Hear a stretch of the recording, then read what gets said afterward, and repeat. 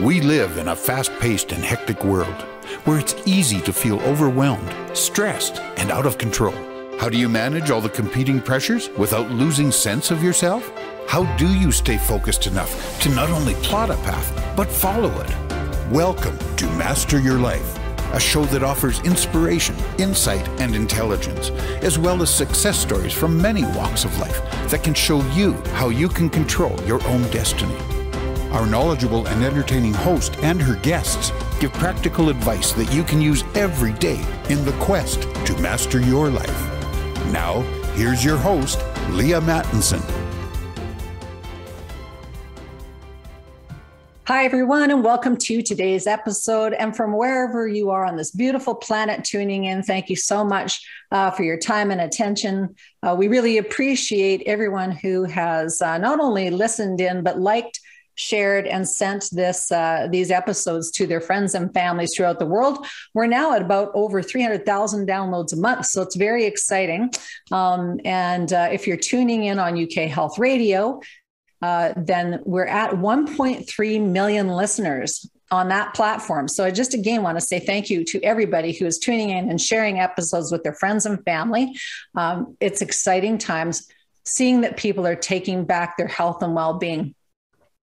On the Master Your Life and Recovery Road shows, both of my shows that we've been doing for quite some time, the effort has always been to help people have the insight, inspiration, and intelligence to be able to master their own lives. And health is a huge part of that. I'm joined this week by Dr. David Hardy. Dr. Dave, how are you today? Fantastic. Yes. Thanks. Fantastic. Yes. Awesome. Dr. Dave is a functional neurologist from the Collegiate Sports Center in Red Deer, Alberta, Canada. And Dr. Dave is an expert in all things from birth to death. So if you haven't actually tuned into our episodes, then please make sure that you do go back and listen into those. And if you haven't watched the video version, for heaven's sake, get over to the website, masteryourlife.ca, or check out our YouTube channel, Leaha Mattinson, Master Your Life. And Dr. David Hardy and I are today going to be talking about really important issue, which is holistic wellness. Now, Dr. Dave, what is the difference between holistic wellness and what we've been doing for the last 100 years? Wow. Yes. Well, what we've been doing for the last 100 years is not keeping people healthy. So what we're doing is we're looking at basically when a disease process has already happened and isolating it basically to one part of the body. And with holistic care, what we're doing is we're looking at basically how all the systems are related and trying to keep people as healthy as possible so that they don't go down the road into disease. And why does that matter so much, the holistic approach versus the, kind of piecemeal approach? Because currently that's what we've been living with. So why do you think it is that people have been satisfied up till now with that kind of approach? I think it's out of convenience, basically, is that and attention span. We can only really concentrate on one issue at a time, or maybe a couple issues at a time. So when something does go wrong, conveniently, we don't want to blame something that we've already done and go down that road of guilt. And I don't recommend that we go that process. And then two, attention-wise, we're basically reactive to what's going on. So we sort of expect that we're going to be healthy, and then, oh my God, something horrible is going on and I need care, and I can't let it affect my daily life because I'm busy. I've got so many things going on. Let's just take care of it so that I can move on to the important things. And that works, used to work basically when there was less things going wrong in health. And it was more of a traumatic or acute situations that we fell into health-wise. But now we're stuck in this this chronic disease model of health. And we know that kind of a reactive system doesn't work for something that's chronically occurring day after day, minute after minute, second after second in our bodies. And we're just not taking care of the interrelation between different systems. And it just doesn't work to take something to kind of numb or dull down the sensation of one pathology going on and have another one pop up later somewhere else. Yeah. And that's what we're seeing now. So, and it's so complicated. I'm just thinking about so many friends and family members throughout the years that have been unwell. And it's, it starts with one little symptom and then you've got something else. And so you go and, and you try, maybe even you try to get the remedy at the drugstore by yourself, like just something over the counter, not over the, just regular on the shelf stuff. And then you go see your doctor and get some medication. And then you go, well, that doesn't hurt anymore, but this hurts. And so then I got to go get something for that thing over there. And then that must be, maybe that's okay, but hang on a minute. Now I'm on 6 medications and some of them I'm even doing myself. So I'm going to have a drink now with that or 10 to dull the pain because I'm not quite sure what's wrong, but I do know I need to get up in the morning and get to work, whatever the heck is going on. So it's this reactive is right. A really proper term, and that we don't have any sympathy or empathy for ourselves when we're in that state. But a lot of times, do you think that information has kind of been withheld from people about how they can heal themselves in a more holistic manner? I think it's being made to be kind of this foo-foo magical type stuff that, if you believe in that, then you're not following the science. And that's just so obscene, and just to discredit something that's been working for thousands of years with people and have kept societies healthy for a long, long time. So you can push your product is just unethical, in my opinion. And that's what we've seen is that if you have the most dollars, then you can spend it on the most research and then the most marketing. And not just that, then you can influence other people to discredit the competition, basically. And it's led to a lot of people who are sick and who are chronic customers of being in that sick mode. Mm-hmm. Yeah. And thousands of years is really key, like that whole that we've been have had tools at our disposal for thousands of years, not just the last 20 or 30 or 50 or 100. It's literally been thousands of years. And we've been duped. Nobody likes being duped. Just to your point about when nobody wants to feel ashamed and like they've gone down the wrong path because they've been trying to deal with things in the best way that they can. I think too, family has so much influence as well. Like what kind of family you grew up in, and if you saw parents taking medications, or that was kind of the go-to. Again, whether that's drugs, alcohol, prescription drugs. There's all of this plethora of things that you may have picked up from parents, because this drug problem and medicating problem has been going on for decades and decades as well. So, I laugh when I go visit people and say, like, take a look in your medicine cabinet. And there's like their whole medicine cabinet is absolutely jam-packed with, stuff. So it's like, okay, I've got this particular kind of medication for this particular symptom. But then the same, whoever it is selling me another product for this particular symptom. So I've got 10 products by that particular company that is treating all of these separate symptoms.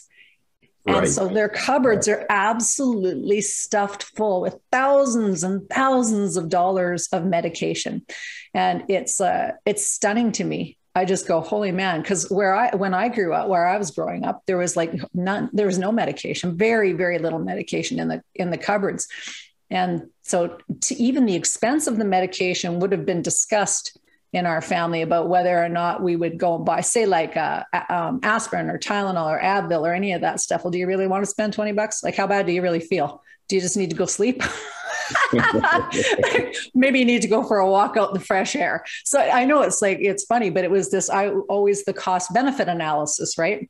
of what's the cost and what's the benefit going to be. And not that we never took any medication along the path of life, but it was definitely not this overloaded thing. So now you come to whatever age and stage you are at in life, and you're really dealing with, you got a sore elbow from doing whatever, you got sore hip joints from whatever, you're not able to move because you've not been moving because of all the pain in your body, and the medications aren't working anymore, so right. And I think that's the point, when things aren't working anymore, because I'm not anti-medication by any means. What I am, though, is when things are in a chronic condition, and once again, as you mentioned, that there's multiple different pills being taken all at once, and you're still noticing the health declining in the person.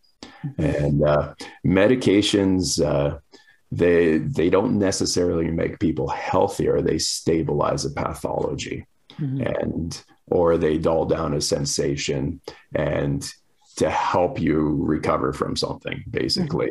So it dulls down your perception, and then you're able to naturally kind of just heal up on your own. And that's been the case with a lot of the over-the-counter pain medications and even prescription ones. But once again, that pain's there to tell you something.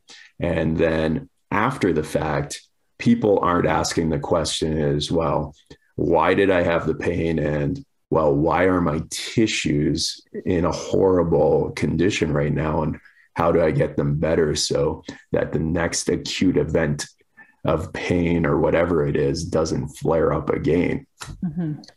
Because usually one time will lead to the next time, and it's just going to be this cascade. And just because you got over one single event or several different events of symptoms flaring up does not mean that you're cured. It probably means that the likelihood of it happening again is extremely high. And each time it happens, it's even higher. And then something else will probably go as well. So it really is kind of that warning system. And we really need to think about, okay, long term, why isn't things working? And then what could we do better? And we're so bad at that. Oh, we're absolutely horrible at that. Yeah. And so what do you think part of that is because of who we hang out with, or how we potentially who we hang out with? Because when we're sick with something, a lot of times now there's more labeling than ever of disease also. Well, I've got this and I've got that, and I've got a sniffle, so I'm pretty sure I'm going to be full on sick by Wednesday. It's Monday. But there's, so then it's like this mentality of illness. And then the people who you're hanging out with, give you maybe lots of empathy or sympathy. And instead of sort of you rallying and getting better, you get into that, not only hanging out with people who are sick, but also looking for remedies from them. Right. And they're sick. Well, I think you just said it there, is basically sympathy and attention can really be mentally addicting to us as well.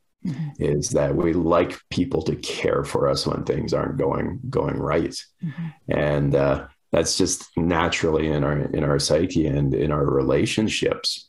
So yeah, if you're constantly kind of being put in that position where all of a sudden I get more attention when I'm sick from my loved ones or family members or friends, okay, is that subconsciously kind of reinforcing that behavior? And the answer is probably a big yes. And we have to once again realize that is a small event, hopefully, and that afterwards you need to get healthy. And I think too, if you're one of those people who commonly sympathize with people, is to reinforce and help them after the fact to become more healthy. And then too, yeah, if we're really addicted to the lifestyle we have of oh, let's have tea, cake, and more cake, and cookies, and sugar, and all these other things that we know aren't healthy for us. Yeah, we're addicted to it, and then we want to be surrounded by people who, once again, will enable us to continue that behavior because we like it and it feels good. In the long run, is it healthy for us? No. But in the right circles, it's the complete opposite mentality that, yeah, you have people encouraging you to come out and do events, be social, be active. And there's so much more healthy food that is now becoming more and more delicious as well. And especially when you kind of squash some of the physiological things that are going to send you into these craving modes, then you really, really start to like healthy food as well. But it's a process. And yeah, if we're raised on all these bad habits, bad diet, bad lifestyle choices, it's going to be extremely hard to break. And a lot of people just don't know better either. As you mentioned, it's kind of just being their way from how they grew up until now. But at the same time, I look at some of my friends growing up whose parents were smokers, and they never touched a cigarette because they looked over and saw their old man on an oxygen tank or a lung, and said, that is not how I want to live. Yes, that's a great story. And it is, I think, I agree with you. It's really hard to extricate yourself from social groups when you've been hanging out. And so many tons and tons of people are always going, well, I'll forgive myself and do whatever in the morning. Like I'll correct my behavior tomorrow morning, so, and I think, and maybe you can speak to this from a neurological perspective, like really what goes on in the brain, because it's like when you receive news that is sudden and abrupt, that things are really horrible or could be really horrible, you can, in my own experience, it's like you can change your behavior just like that. And so it's like there's also storytelling around as it has to be a long process. And maybe that's like the hard work, the psychological, it's a hard work versus the holy man. It's like I had this big insight and boom, I just went, it's going to be easy and fun because I need to change these things. Or the outcome is going to be, I'm going to be crazy, whatever, the million things. So unhealthy, not of service to my family, a gibbering, person who's going to end up in the psych ward, those kinds of things. Right. Just little things. Yeah. Or that you'll never go swimming. I'll never swim. I'll never put a bathing suit on again, like that kind of stuff, because I just won't. So when you actually kind of get your head around your why of why you would do it, your friend's example of why he never smoked is like he looked over his dad and went, no. But like we need to find living examples of the reasons why we would or wouldn't do something kind of to help us. Can you speak from that, again, neurological perspective of how long does it take us? Can you tell to create a new habit? Absolutely. The only three ways you're going to make a change in the brain, and this goes into basically emotional and learning as well, is intensity. So that situation or that looking over and seeing somebody who's in that rough place is an intense experience. And all of a sudden change happens. So intensity, frequency, and duration. So with behavioral change, with learning, frequency is kind of the key. So how often things happen. And let's just look at, how many commercials we see with junk food or fast food commercials.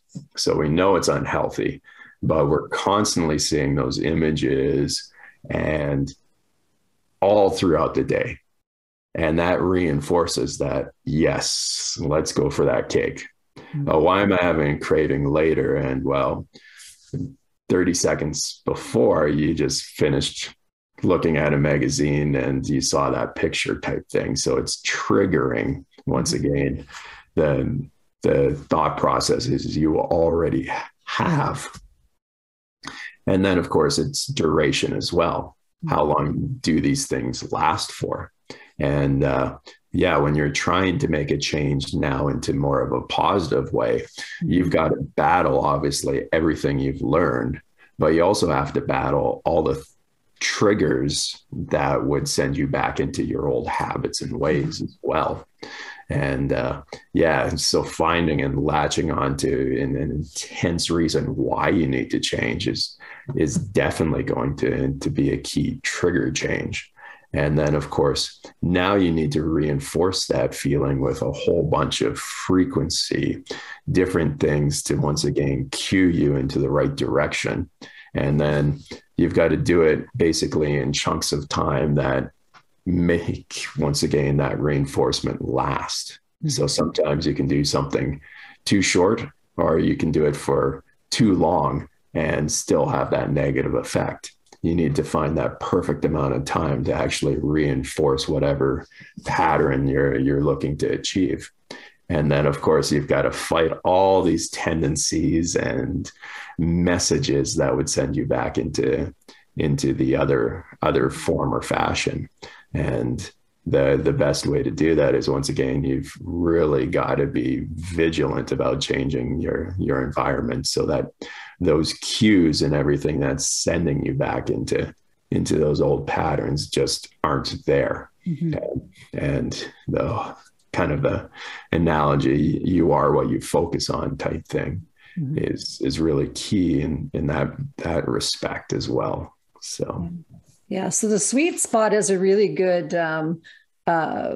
point for people to think about. It's like the point of bliss, and that it's your own point in your own particular makeup about what actually makes you feel bliss or happy about things. And that's a feeling. So a lot of people are not feeling blissful about what they create themselves. They're responding to the external sort of cues. And then they get a bliss from the cupcake, they get a bliss from the commercial where there's whatever walking across the screen, or somebody singing, and, the romance novel and the whatever else that they're, involving themselves in.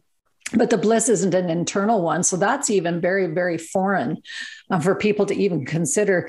How would I measure my own? How would I feel that feeling and calculate it? So can you do that by sitting on your duff? Or, I mean, of course you can, right? Because there's chair exercises, so you can. Is it the most efficient way? Is there other ideas out there about how you could approach this? Right. It's got to turn into something fun and enjoyable, or it's not going to be sustainable. And sometimes to battle off some of the cravings, all of it's physiological to some extent, with emotional triggers on top. So once again, you want to look at how you can hack these receptors. Basically, once again, everything starts at a receptor. So with the nervous system, a receptor, whether it's taste, whether it's gut function, whether it's seeing something, okay, that information hits the receptor, fires through a nerve, and then goes into basically our unconscious brain, then into our emotional feeling centers, and then into our logical centers. So the question now becomes is, how can we hack it directly at the start?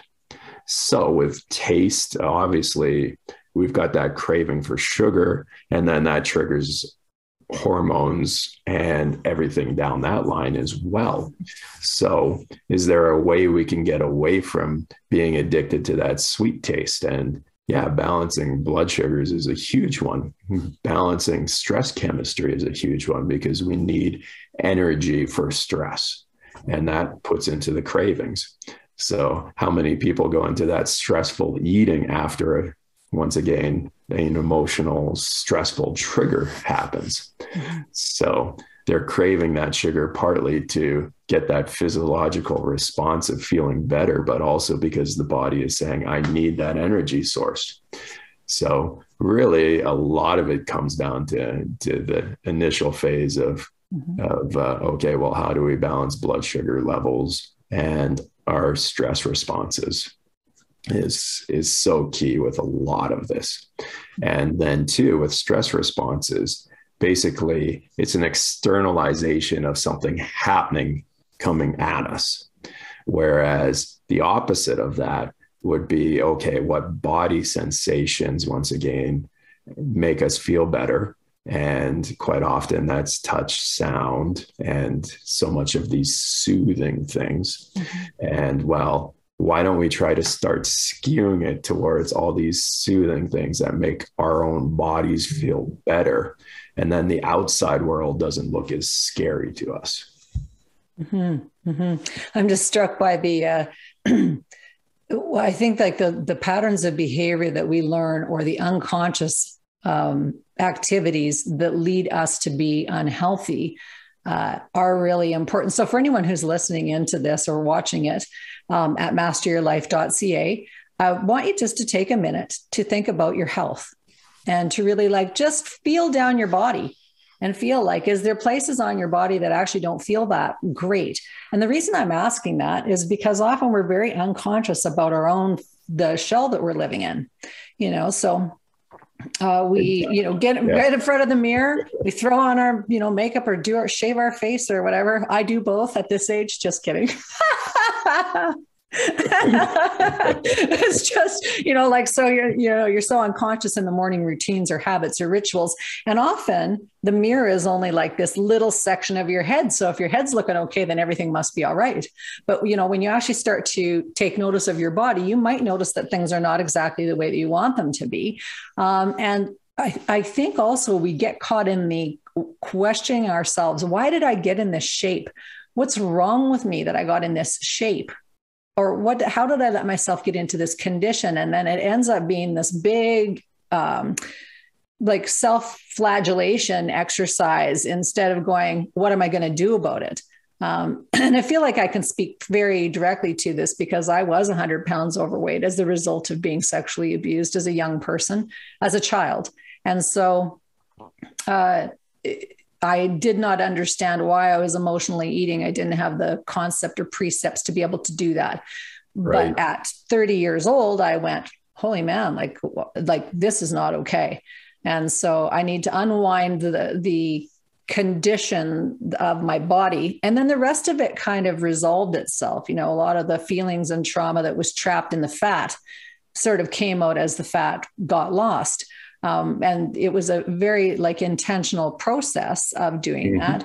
And people go, well, how did you keep it off? Because I'm 54 now. So it's like, how did you keep it off all that time? Is because I consciously went, I know my brain's in charge of this. It's not a willpower thing. Like I just had this knowing that it was trauma that caused it, but I didn't feel like continuing to re-traumatize myself. Like, you mentioned so many important things there in this healing process. So after the traumatic event, after this stress is then, of course, all of that signaling from the traumatic event fires down and affects the body. And then too, that reinforces these bad feelings. So it does become this loop between emotional and physical. And by changing some of the physical side of things, then it also has the opposite effect on emotions then. So by changing some of these physical manifestations that are happening in the body, then of course it's the opposite loop basically. And that changes some of the emotionality behind things. So it really does become this multi-pronged approach to getting people back from these horrible events and things that stick with them for way too long. Is that, the traumatic event was emotional, but it was also physical at the same time. And all of that caused physical damage as well as emotional. And then, okay, well, let's look at the opposite to heal things. Let's look at how we can use some of the physical aspects to get the emotionality to change as well. And then too, it doesn't become just this constant battle in somebody's head to try to fix it there. Yeah. And in their real life, right? Because I'm many thousands and millions of people. I had tried every diet plan and program, and I'd been on medication. And when I was on the medication, I think I was 16 years old. My doctor gave me medication to lose weight, and it made me crazy. My parents thought I was doing street drugs. Honestly, it was just bizarre. It was very, very not good. I guess that I'm sharing that part of the story because, again, it doesn't matter what's happened in the past. You kind of look at it and go, well, that clearly didn't work. And it actually caused me more harm than good. And so this next solution wasn't to go on more medication. It was to actually, I trained lots. I ran lots. But and at that time, so 40, it's a lot of years ago, I ran a lot. And I didn't realize until I took my Qigong training, really, how much acupressure points and stuff are in the feet. Big time, yeah. Yeah. Yeah. And let's go into different types of exercises too. Like you mentioned, Qigong and jogging. Mm-hmm. So basically, long distance exercises have the effect where we kind of decrease our conscious awareness of things. So we get in that zone and we zone out. And then with Qigong and kind of those flowing movements, we stimulate the brain and get it more activated. So they're kind of two different mechanisms there. And that kind of also shows why some people are more likely to do one exercise than the other. Mm-hmm. And then we look at, acupressure points too, like exercise, once again, stimulates different nerves and different pathways. And then these acupressure points, they also stimulate basically different body awareness and those pathways as well. And the feet are a great example too, because you've got a lot of touch receptors in your feet. And not just that, we've been stuck in shoes for most of our lives. So we kind of lose a lot of the connection between our feet and our brain. Mm-hmm. And when we lose these connections, especially as we age, it's amazing how many people come in with peripheral neuropathies and foot conditions and pain and tingling in their feet. Because once again, this is a loop that wasn't reinforced that should have been. And the acupressure points are a great example of how to kind of get that loop back. And I still remember way back when I was in chiropractic school, one of the professors in extremity adjusting, we're working on the feet, made the comment that I don't know why, but people who come in with like athlete's foot or fungus or something of that nature, sometimes adjusting their feet will help with the other condition. And at first I'm like, and she couldn't explain why. Mm-hmm. And then it wasn't until later that I realized, they've got more sensation in their feet. So now that loop between the brain and the feet is more connected. And then, of course, if there's more awareness in the brain of that body part, then there's going to be better shunting of blood and nutrients and immune cells to take care of that issue and problem that's going on there. Mm-hmm. Mm-hmm. And the feet are just one of these examples of kind of a part of our body that's being neglected and not worked on. Mm-hmm. And that goes into the magic of then different therapies that will help it out. Mm-hmm. So good old foot massage from someone who you're wild about is also a good treatment. You don't need to be an expert to be able to actually give some remedies. But I do want to do a little shout out to one of the products that I've been involved in since about 2016. That is a technology for your feet. And so it is the purpose of it is to actually tap into that neurology through the feet. And it's really fun. So those of you who are, well, it's really effective, I should say. So for those of you who are just listening on the podcast, again, the audio version, I'll encourage you to come over to the channel so that you can actually see these things, because I'm going to show you the socks. Now there's socks, insoles, and patches, and the socks has technology in the bottom of them. So I'm just going to hold one up. And then I was just laughing because they said, oh, look, here's the little thing. And it looks like now I can have sock puppets on my hands. So it's a little show over here, guys. So if you're missing the show, I'm sorry for you, because it's fun. It's a good show, right, Dave? Dr. Dave? Absolutely. Very good. And so how these work is they work on that, the pad of your foot. Can you talk about what specifically is in the pad of the foot, Dave, that would be so effective in helping us to calm our brain? Right. Yeah. Once again, it's going to be basically something that puts a little more pressure in certain areas that, once again, increases the awareness of your feet. And those pressure points can be very impactful. And even if you kind of just slightly feel it or sort of feel it, that is still important, because once again, it's going to be that low stimulation throughout the entire time you're wearing it.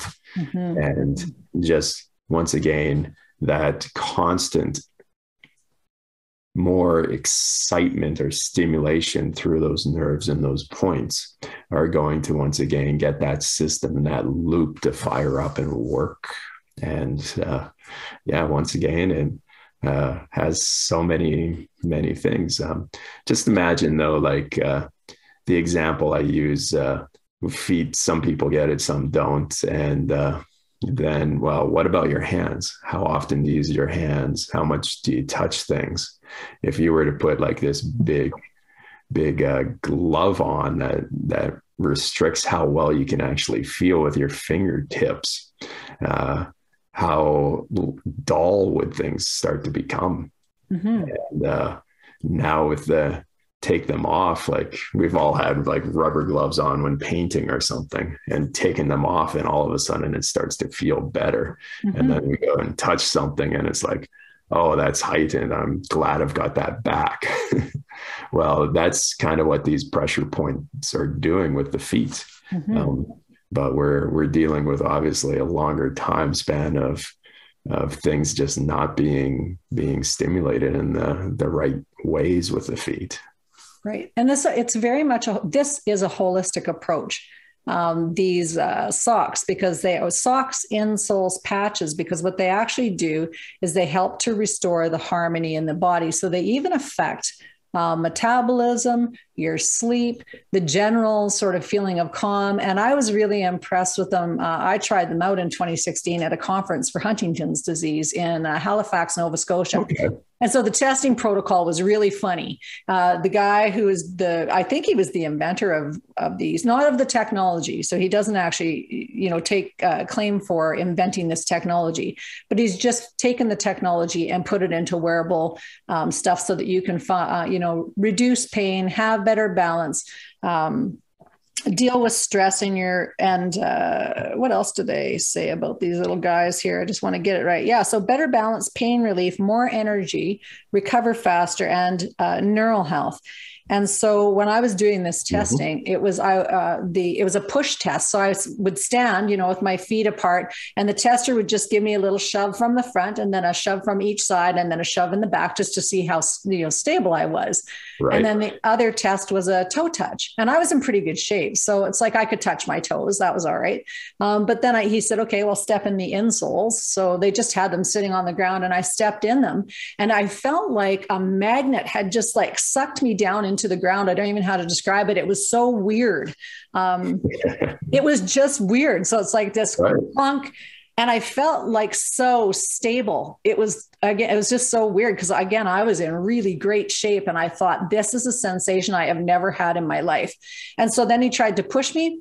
He couldn't push me at all. And then I did the toe touch, and I'm again an athletic trainer. So I knew my range of motion would be a little bit better because I'd already done one rep, right? So I expected to be a little bit better, but I was almost my elbows on the ground better, like just that much opening up in my hip flexors from these insoles. And I was like, holy man, That's crazy. So for people who have balance issues, there was a gal on there the next day who got the insoles, and she hadn't been able to walk by herself for 3 years at least. She went to her hotel room with these insoles, and she was doing walking lunges across the hotel room thing. So she's got somebody videotaping her, and she's laughing and crying at the same time. And I was just like goosebumps. Oh my gosh, this is like, could help my dad.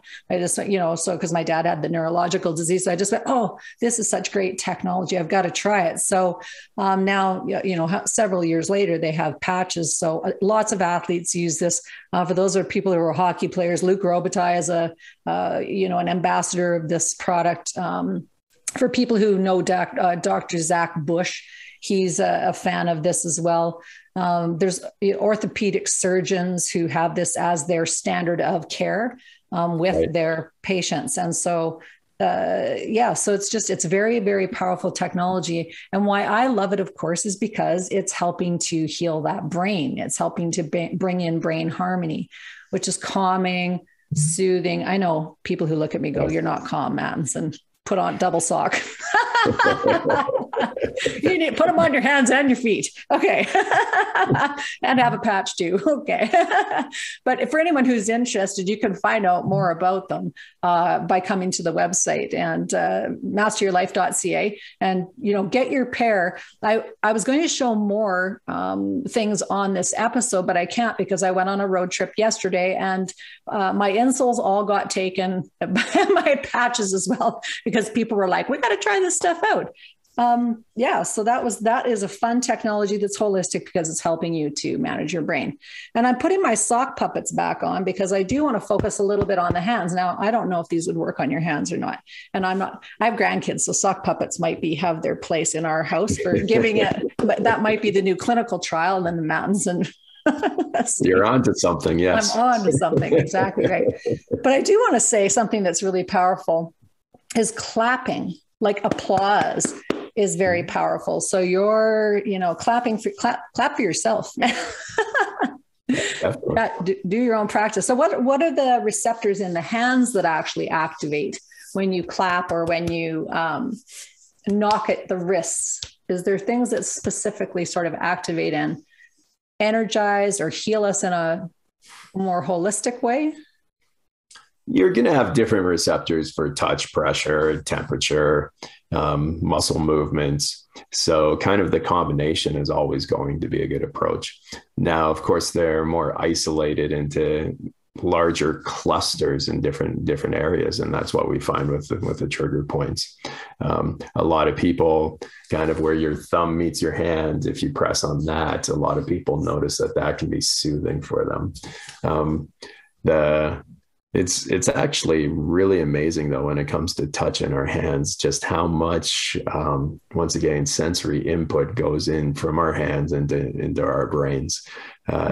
If you look up the sensory homunculus, it basically kind of gives that a visual for basically how large of an area of brain is for each part of the body. And, the hands are a huge one. The lips are another big one. The genitals are another huge one, of course. Mm-hmm. And so trigger points, once again, are going to be these areas where there is a lot of receptors, and quite commonly too with trigger points is it's pressure areas as well. And all this, once again, sends that information up to the brain. But like when it comes to touch and being able to recognize things, our hands are far more sensitive than basically any sensor out there that would represent touch. And it's one of those things that would be extremely difficult and require a huge amount of computer powering to ever come up with a device that has the sensitivity that our hands do with being able to find and search for things. Mm-hmm. And once again, that body awareness is something that too, once we're aware of it, then we start to reinforce those loops even more. So now you can even make that sensitivity and that connection even more profound one of the exercises we would do in chiropractic school to develop better touch was during our classes is if you had a notebook, you would basically take a strand of hair, put it somewhere into one of the pages, and then you'd search for it with your fingertips. And then that would also kind of keep you awake during class too, because you're now concentrated on something physical while you're listening as well. So, and then once again, just doing that repetitively, you start to really develop that sense of touch, which as a manual therapist really helps you out. And you're able to once again discover areas of joint dysfunction or tissue dysfunction that's just would take forever if you tried to do it with scans or with technology. Yeah. And I have such a huge appreciation for that. We were just talking about this last night, my sister and my mom and I, and about going to a practitioner, like for a massage, for example.